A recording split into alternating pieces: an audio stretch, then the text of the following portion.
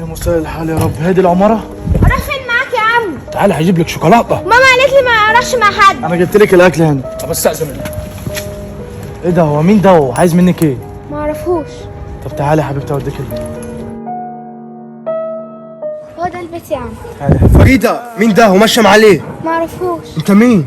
حضرتك بس افهمني، انا كنت بوصل اوردر في العماره اللي جنب حضرتك، فلقيت بنتك واقفه مع واحد غريب، فانا خفت عليها ونزلت ولحقتها. الكلام ده حصل يا فريدة؟ ايوه يا بابا. متأسف جدا، ربنا كتر من امثالك والله. لا عادي ولا اتفضلي قدامي، كل ده من امي. هو انت كنت فين يا ست هاني؟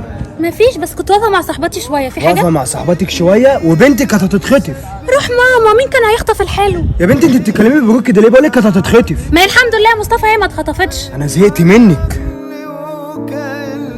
يا باشا، العميل في البي 7 اللي طالب الاكل اتصل وعمل شكوى وقال مش هيطلب من المطعم ده تاني. الاكل اتأخر عليه؟ اه